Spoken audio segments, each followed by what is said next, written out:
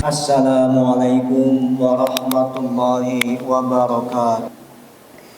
Sekarang ini tengah menggejala di kalangan kaum muslimin sebuah paham yang biasa disebut sebagai sekularisme atau ilmaniyah. Paham ini mengajarkan bahwa kehidupan dunia harus dipisahkan dari masalah agama. Kata mereka, dunia ya dunia, jangan bawa masalah agama. Soal agama adalah soal pribadi. Oleh karena itu, menurut paham ini, dalam masalah hubungan sesama manusia seperti cara bergaul, cara berpakaian, maupun cara berekonomi cukup diserahkan kepada rasio atau akal manusia saja tanpa campur tangan agama. Ajaran sekularisme inilah yang menjadi tantangan kita dewasa ini. Cara hidup sekuler jelas sekali bertentangan dengan prinsip-prinsip tauhid. Sekularisme atau ilmaniyah berusaha menegakkan kehidupan di dunia tanpa campur tangan agama, atau lazim disebut dengan ladiniyah. Padahal tauhid yang merupakan pondasi agama Islam merupakan sebuah keyakinan yang menyandarkan seluruh aspek kehidupan hanya kepada Allah Subhanahu wa taala. Tauhid adalah mengesahkan Allah dengan beribadah kepada Allah Subhanahu wa taala, di mana Allah Subhanahu wa taala menciptakan alam semesta ini tak lain dan tak bukan adalah hanya untuk beribadah kepada Allah Subhanahu wa taala. Di dalam Al-Qur'an Allah nyatakan, "Wa ma khalaqtul jinna wal insa illa liya'budun." Dan aku, kata Allah, tidak menciptakan jin dan manusia kecuali supaya mereka menyembah kepadaku.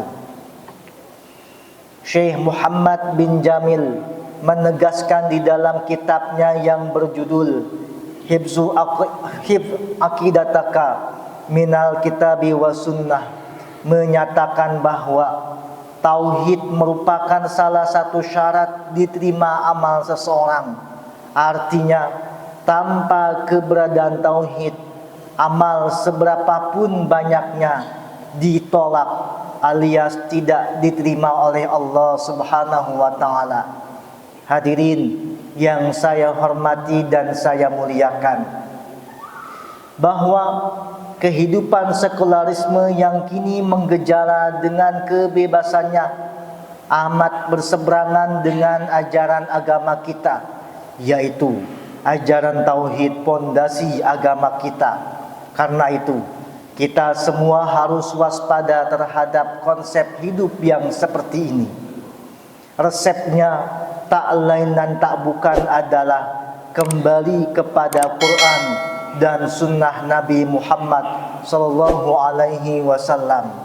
Sebab mengikuti Quran dan sunnah Nabi adalah jalan satu-satunya menuju keselamatan hidup kita di dunia maupun di akhirat nanti. Melalui langkah ini ada jaminan yang sangat kuat bagi kita untuk menyelesaikan berbagai kemelut yang menimpa kepada kita. Ketika Rasulullah Shallallahu Alaihi Wasallam dan para sahabatnya di kota Mekah, yaitu di awal-awal beliau menyampaikan wahyu, situasinya hampir sama dengan keadaan yang kita hadapi sekarang ini. Ya, hampir sama, hanya bentuknya saja yang berbeda.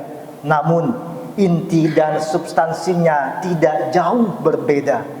Kalau dulu ada perzinahan misalnya, sekarang pun banyak perzinahan dengan berbagai macam model. Karena itu, untuk mengobati kondisi umat yang seperti sekarang ini, tidak bisa tidak kita harus memulai sebagaimana Rasulullah Shallallahu Alaihi Wasallam membina umat. Masalah tauhid harus dibenahi terlebih dahulu sebelum urusan-urusan agama yang lain.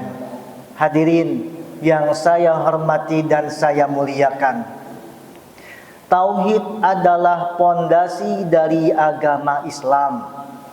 Kalau pondasi ini roboh atau hancur, maka akan roboh dan hancur pula bangunan Islam yang lain.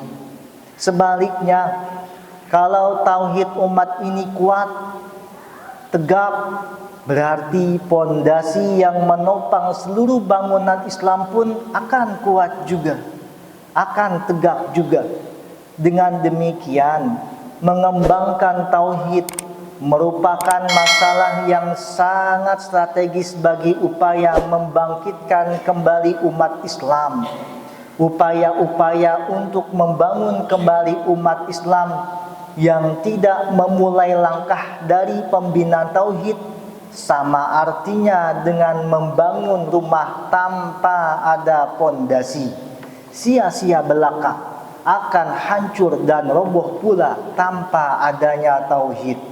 Karena itu, pembinaan tauhid harus menjadi program yang harus diprioritaskan oleh seluruh kalangan muslimin yang ada di muka bumi ini.